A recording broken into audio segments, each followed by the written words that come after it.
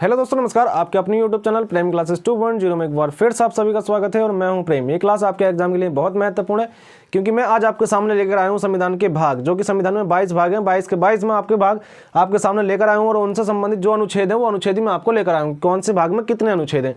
तो ये क्लास आपके एग्जाम के लिए बहुत महत्वपूर्ण होगी। इसमें आप किसी भी कॉम्पिटिटिव एग्जाम दें, चाहे वो आपका यूपी पुलिस दें, एसएससी जीडी दें, आप चाहे आरओ एआरओ का दें, तो यहाँ से क्वेश्चन आपसे पूछता ही है। इसलिए बहुत महत्वपूर्ण टॉपिक है, इस वीडियो को मिस ना करें। जब आप वीडियो पाएं तो वीडियो को पूरा देखें। चलिए बात करते हैं पहले क्वेश्चन की।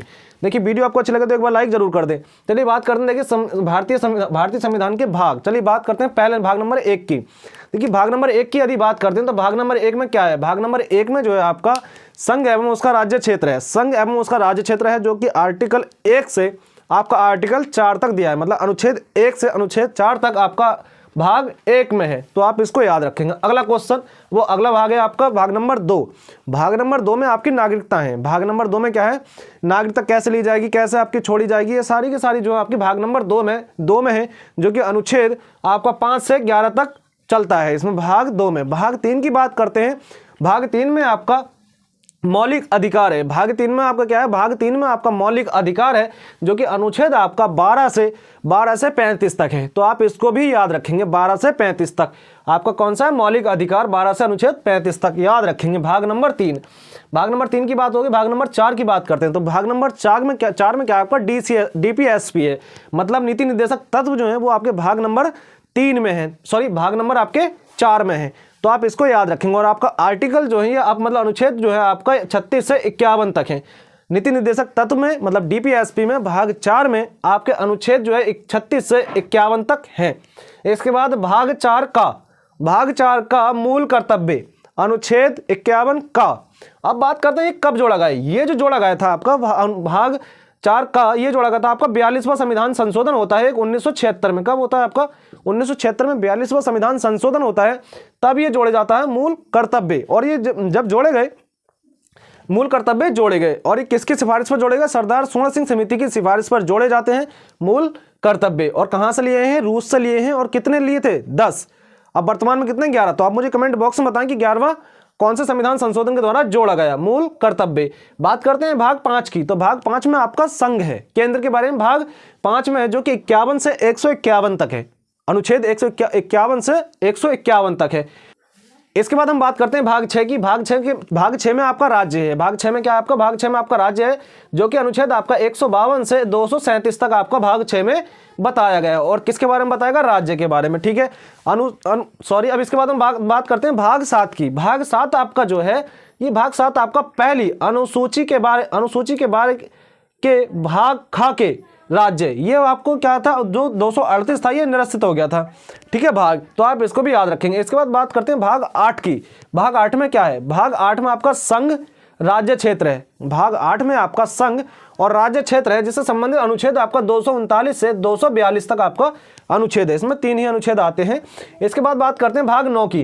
देखिए भाग 9 में आपका पंचायतें हैं। भाग 9 में पंचायतें हैं, जो कि आर्टिकल 243 से आपको 243 का से वहां तक, ठीक है, वहां तक, यहां तक आपका है। इसके बाद हम बात करते हैं भाग 9 खा की। भाग 9 का की बात कर लेते हैं, किसकी, का की। तो ये भाग 9 का जो है, ये आपका इसमें जोड़ा गया था नगर पालिकाएं। नगर पालिकाओं संबंधित कौन सा आपका भाग 9 का। और बात करते हैं हम नगर पालिका संबंधित है, जो कि आपका अनुच्छेद ये यहाँ से 243 ता से आपका 243 या 6 तक है ये आपका।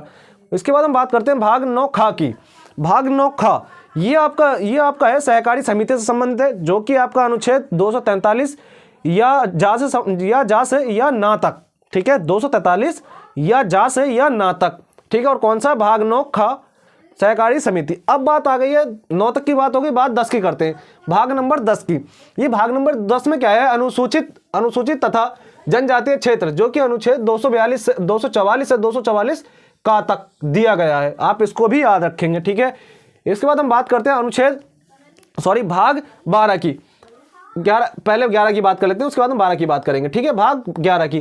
तो भाग 11 में आपका बताया गया है संघ राज्य के बीच संबंध, संघ एवं राज्य के बीच संबंध, जो कि अनुच्छेद आपका है 245 से 263 तक। आप इसको भी याद रखेंगे। इसके बाद है भाग 12। भाग 12 की बात कर रहा था, भाग 12 में आपके वित्तीय के बारे में बताया गया है, संपत्ति के बारे में और संविधान के बारे में बताया गया है, जो कि 264 से आपका 300 का तक है, 264 से 300 का तक है। ठीक है, इसके बाद हम बात करते हैं भाग 13 की। देखिए भाग 13 क्या है, भाग 13 में बताया गया है भारत के राज्य क्षेत्र के भीतर व्यापार, मतलब भारत के राज्य क्षेत्र के भीतर रहकर व्यापार करना, ये आपके बारे में बताया गया है। ये आपका 301 से 307 तक है, 301 से 307 तक इसमें बताया गया है। इसके बाद बात करते हैं भाग 14 की। भाग 14 में बताया गया है कि संघ एवं राज्यों के अधीन सेवाएं। ठीक है, भाग 14 में आपका बताया गया है संघ एवं राज्य के अधीन सेवाएं, ये भाग 14 में है आपका, जो कि अनुच्छेद आपका 308 से 323 तक ये आपका अनुच्छेद इसमें आता है भाग 14 में। एक भाग 14 का था, भाग 14 का, ठीक है, ये अधिकरण से संबंधित है। किससे? आपका अधिकरण से संबंधित है भाग 14 का, जो कि आपका अनुच्छेद 323 से 323 के का से 323 के खा तक ही आपका जोड़ा जाता है। इसके बाद बात करते हैं भाग 15 की।